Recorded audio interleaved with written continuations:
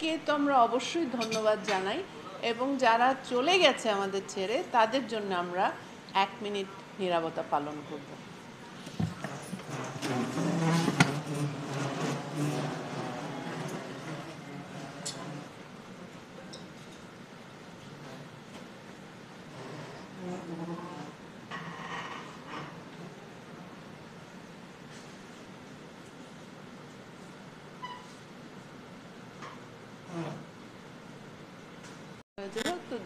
চর মন্তা মানে ওই ভোলার চর ফ্যাশন, তারপর এইসবের নাম আপনারা এখন শোনেন। আমরা 83 সন থেকে ওখানে কাজ করতাম। তো আমার বলার উদ্দেশ্য হলো যে অ্যাকশনিক সবসময় চেষ্টা করেছে যে সবাইকে নিয়ে সম্মিলিতভাবে এবং তাদের মানুষের মানবাধিকারকে রক্ষা করে বা তাদের মানবাধিকারের জন্য তারা যেন তাদের কথা বলতে পারে, আওয়াজ তুলতে পারে, এইভাবে আমরা কাজ করে এসছি। তো আমরা আজকে চিন্তা করলাম যে বৈষম্যের বিরুদ্ধে এরকম বড় একটা আন্দোলন হলো এবং এই আন্দোলনের অনেকগুলো দাবি হয়তো প্রথম দিকে ছিল, কিন্তু আমাদের ছাত্ররা, শ্রমিকরা, রিক্সাওয়ালারা, জনগণ, মা ভাই রাস্তায় যারা ছিলেন তারা শেষে একসঙ্গে হয়ে গেলেন যে না, আমরা গণতন্ত্র চাই, স্বাধীনতা চাই, আমরা ফ্যাসিজমের বিরুদ্ধে দাঁড়াবো এবং সেই অর্জনটা হলো। তো এখন 45 দিন 46 দিন পরে আমরা একটু সবাই মিলে আলোচনা করে দেখি আমরা কি আসলে বৈষম্য বিরুদ্ধে যে আন্দোলনটা করেছি সেটা কি আমাদের শেষ হয়ে গেল, সেটা অর্জন সবটা হলো কি না, বা না হয়ে থাকলে এখন আর কি কি দরকার, আমরা কিভাবে আগাবো।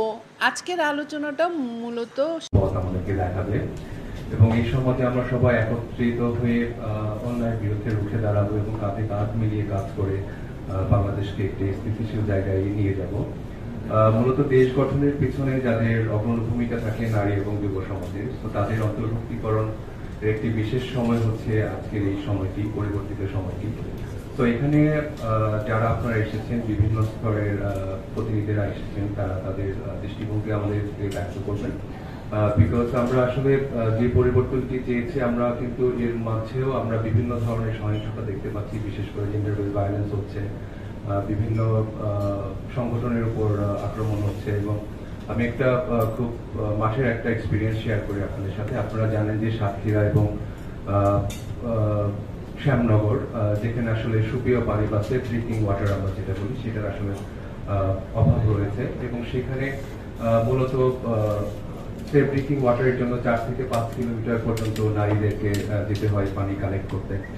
তো লাস্ট কিছুদিনের যে ভায়োলেন্স গুলো হচ্ছে কমিউনিটিতে, সেই ভায়োলেন্সের কারণে কিন্তু সেই পানির জন্য তারা এখন আর যেতে পারছে না, তাদের পরিবার থেকে বাধাগ্রস্ত হচ্ছে, তারা নিরাপত্তা ঝুঁকিতে ভুগছে। তো যার কারণে তারা কিন্তু দূষিত পানি খেয়ে বিভিন্ন রোগের সম্মুখীন হচ্ছে আর কি।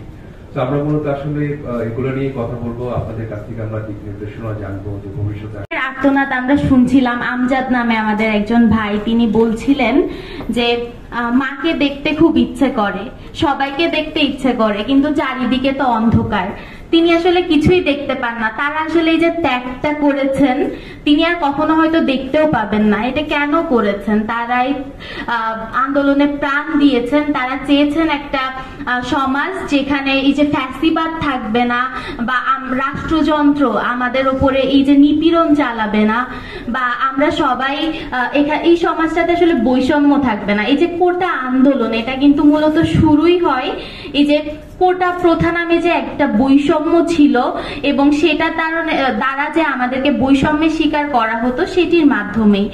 তো সেই জায়গা থেকে এসে এটি সরকার পতনের আন্দোলনের রূপ নেয়। এবং আমাকে যেমনটা জিজ্ঞেস করছিলেন যে সেলিব্রেশনের জায়গাটা আসলে কি, আমি আসলে বলবো এই জায়গাটায় এসে মুক্তির স্বাদ পাওয়া কেবল আমরা শুরু করেছি, কিন্তু আসলে সেলিব্রেশনের এখনো তেমন কিছু নাই। কারণ আমরা আসলে এরকম একটা বাংলাদেশে এখনো দাঁড়িয়ে আছি যে এই বাংলাদেশ থেকে আসলে সব ধরনের এই বৈষম্যগুলো যদি আমরা দূর করতে চাই, আপনারা এখানে অ্যাকশনিক যে জায়গাগুলো নিয়ে কাজ করে, এখানে আমরা পরিচয় বলে সম্বোধন করি বা নৃগোষ্ঠী বলি। ব্যাপারটা হচ্ছে কি, তাদেরকে সম্বোধনের জায়গা থেকে এসে সেই জায়গাটাই না দেখে এই বিতর্ক থেকে আমার রাদার মনে হয় আমরা তাদের অধিকারের জায়গায় কতটুকু সচেতন হতে পারছি, সচেষ্ট হতে পারছি, সেটি আসলে ম্যাটার করে। আমি যদি বলি এই জায়গাটাতে যদি আমি আরেকটু অ্যাড করি, সেটি হচ্ছে কি আমাদের তারা সবাই কিন্তু বাংলাদেশের নাগরিক, কিন্তু এখনো পর্যন্ত এই যে সরকার 16 বছর ছিল বা তার আগেও যে সরকার ছিল, কোন সরকার আসলে তাদের কাছে গিয়ে তাদের কথা শুনতে চেয়েছে কিনা, তাদের সাথে যে একটা যৌক্তিক সংলাপ হওয়া উচিত। কথা বলে নারীরা নারী পুরুষের সমতা চায়, আমি আমার সমতা পাই না কেন? আমি আয়নার দিকে তাকালে দেখি আমি আমার বোনের মতো না, আমি আমার ভাইয়ের মতো না। এই আলাদা দিকটা দেখতে দেখতে আমি যেন কেমন চেপে যাচ্ছি, জীবনটাকে আমি যেন থেমে যাচ্ছে। তো এই জায়গাটাকে আমি মনে করি আমি একজন মানুষ, এটি সবচেয়ে বড় পরিচয়। এই মানুষের যদি সত্যিকারের একটা আইন থাকে, সেই আইনই যা বলবে, যেভাবে বলবে, আমি সেই দিকটাকে মানে বাস্তবায়ন করতে চাই। এবং আমি আমার নতুন প্রজন্মের মানুষগুলোকে, আমার কমিউনিটির মানুষদেরকে আমি বলবো, ধর্ম কর্ম নির্বিশেষে সবাই থাকবো মিলেমিশে। এই জায়গাটাকে যেন আমরা অস্পষ্ট না করি। আর এই জন্য আমি প্রথমে ধন্যবাদ দিয়ে একটু শুরু করবো। অ্যাকশনএইডের কাছে আমরা কৃতজ্ঞ। অ্যাকশনএইডের মাধ্যমেই আমরা সুসংগঠিত হতে পেরেছি এবং সংঘবদ্ধ হতে পেরেছি। আমরা জানি যে এখন কিভাবে কাজ করলে আমরা এগিয়ে যেতে পারবো, মানুষের অধিকার আদায় করতে পারবো। আমার যখন হতাশা হয়, আমি যখন আসলে মনে করি যে আর কিছুই হবে না, সামনে আগানোর কোনো পথ নাই, তখন হয়তো এই মানুষগুলো বা এদের মতো মানুষগুলোই আমাকে আরো অনুপ্রাণিত করে। কারণ আজকে আমি ওদের কথা শুনে এত ইন্সপায়ার্ড হয়েছি, আমার এত ভালো লেগেছে। এবং এখানে আনোয়ার আপা আছেন, আপনার কথা শুনেও আমার ভীষণ ভালো লেগেছে। প্রত্যেকের কথাই ভালো, কিন্তু কিছু কিছু জায়গা যেগুলো আমাকে আসলে অনুপ্রাণিত করে, আমার মনে হয় যে আমার সামনের পথ চলাটা আমাকে চলতে হবে আসলে। আর সবার যেই ধরনের সমস্যার কথা আসলে এখন চোখ মেলে আমি দেখতে পাই বা শুনি বা বুঝতে পারি, তখন আমার কষ্টগুলো বা আমার না পাওয়াগুলোকে আপা খুব সামান্য মনে হয়, খুবই সামান্য মনে হয়। এখানে সবাই যার যার জায়গা থেকে যেই যেই সমস্যার কথাগুলো বলেছেন, সেগুলোর হয়তো ধারে কাছেও আমার সমস্যা ছিল না, কিন্তু তারপরও আমি একটা একেবারে, আমার বাবা একজন সরকারি কর্মকর্তা ছিলেন, আমি একটা খুব ভালো জায়গায় পড়াশোনা করেছি, আমি একটা মধ্যবিত্ত ফ্যামিলি থেকে এসেছি, সবকিছুর এই সুব্যবস্থাগুলো পাওয়ার পরও আমি যে বৈষম্যের শিকার হয়েছি। তো আমার শুধু একটাই ভয় যে আমি যদি এই বৈষম্যের শিকার হই, আমি যদি আমার অধিকার চাইতে গিয়ে আসলে এইভাবে অপমানিত হই, অপদস্থ হই এবং অধিকার পাবো কি পাবো না সেইটা নিয়ে আশঙ্কায় থাকি, তাহলে প্রান্তিক যে জনগোষ্ঠী আছে, যে নারী আছে, যে মানুষগুলো আছে, সেই মানুষগুলো আসলে তার অধিকার চাইতে গেলে কি ধরনের সমস্যার সম্মুখীন হয় সেটা বুঝতে কিন্তু আমার অন্তত এতটুকু কোনো দ্বিধা নাই। কারণ আমি আজকে যে বাঁধনটা, সেই বাঁধনটা 10 বছর আগে ছিলাম না। আমি যখন আমার অধিকার চাইতে গিয়েছি, তখন আমি আদালত, থানা, আমার নিজের লয়ার, সবার কাছে যে পরিমাণে আসলে অপমান, অপদস্থ হয়েছি, হিউমিলিয়েশনের শিকার হয়েছি, সেটা আমি আমার জায়গা থেকেই ফেস করতে হয়েছে। সো একটা মেয়ে যখন বলছিল যে যৌন হয়রানির শিকার হয়েছে, সে যে তার বাসায় বলবে, আমি আমার বাসায় বলতে পারি নাই, আমার অবস্থানে থেকে আমি বলতে পারি নাই যে আমি এইরকম একটা সমস্যার সম্মুখীন হচ্ছি। কারণ আমরা আসলে কোথায় বলবো, কাকে বলবো, কি বলবো, এইটা আমাদেরকে শেখানো হয় না আপা। তো আমি আসলে এই জন্য আপনাদের স্কুলের মেয়েদেরকে বা ক্লাবের মেয়েদেরকে ধন্যবাদ জানাতে চাই যে ওদের ভয়েস এত শক্ত। এবং আমার সবচাইতে বড় অনুরোধ, এখানে আমরা কেউ পিছিয়ে পড়া না। এটা কোনো মানুষ, সেটা নারী হোক, পুরুষ হোক, সেটা অন্য লিঙ্গের হোক, অন্য ওরিয়েন্টেশনের হোক, অন্য বিশ্বাসের হোক, আমি বিশ্বাস করি যে কেউ পিছিয়ে পড়ে না। শুধু আমাদেরকে পিছিয়ে পড়তে হয়, কারণ আমাদেরকে শেখানো হয় কথা বলবা না, কিছু চাইবা না, চাইতে হবে, জোর গলায় চাইতে হবে। এইটুকু আমি শুধু বলতে পারি যে আমাদের অধিকার আমাদেরকে জোর গলায় চাইতে হবে, এবং এই চাওয়াটা আপা আপনারা যেভাবে শেখাচ্ছেন আমি এক্সপেক্ট করব যে বাংলাদেশের প্রত্যেকটা ঘরে ঘরে প্রত্যেকটা মা, প্রত্যেকটা বাবা তার সন্তানদেরকে, শুধু নারীকে না, সে তার মেয়ে শিশুকে না, সে তার ছেলে শিশুকেও শেখাবে যে সে কিভাবে তার অধিকারটা আদায় করবে এবং অন্যের অধিকার কিভাবে সে নষ্ট করবে না, অন্যের স্বাধীনতা সে কিভাবে নষ্ট করবে না, এটা কিন্তু শেখানোর বিষয়।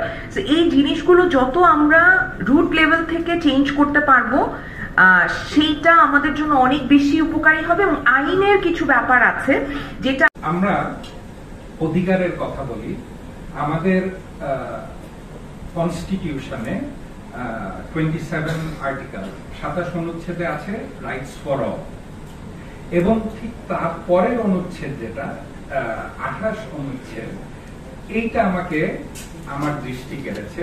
কারণ 28 অনুচ্ছেদে বলা আছে এই রাইটস গুলা কাদের, based on religion, race, caste, gender and place of birth. এই 5টা জায়গায় রাইটস গুলা দেওয়া হয়েছে, এই 5টার উপর ভিত্তি করে। এবং আমরা যখন সাংবিধানিক সংস্কারের কথা বলি, শুধুই কি রাষ্ট্র পরিচালনা, আমাদের কিন্তু প্রথমেই আমাদের জনগণের অধিকার, বাংলাদেশী হিসেবে অধিকারটা আগে আদায় করতে হবে, তারপরে রাষ্ট্র পরিচালনা। এবং সেই ডিসক্রিমিনেশন শিকার হলে টাকা পয়সার একটা প্রভিশন ছিল, কিন্তু ক্রিমিনাল প্রভিশনটা ওখানে ছিল না। তাহলে আমরা যে মানুষকে বলবো আপনি বৈষম্য আনবেন না, আনলে এটা হবে, তাহলে তো টাকা দিয়ে যদি মানুষ পার পেয়ে যেতে পারে তাহলে তো জিনিসটা ছোট হয়ে যাচ্ছে। সুতরাং আমরা যখন, যেহেতু সাংবিধানিক সংস্কার চলছে, এই জায়গাগুলোর দিকেও কিন্তু আমাদেরকে খেয়াল রাখতে হবে। অবশ্যই অন্তর্বর্তী সরকার সব করে দিতে পারবে না, তারা শুরু করে যাবে, কিন্তু শুরুটাকে হতে হবে সঠিক, যাতে করে পরবর্তীতে ওই ধারায় কাজগুলো চলতে পারে। এবং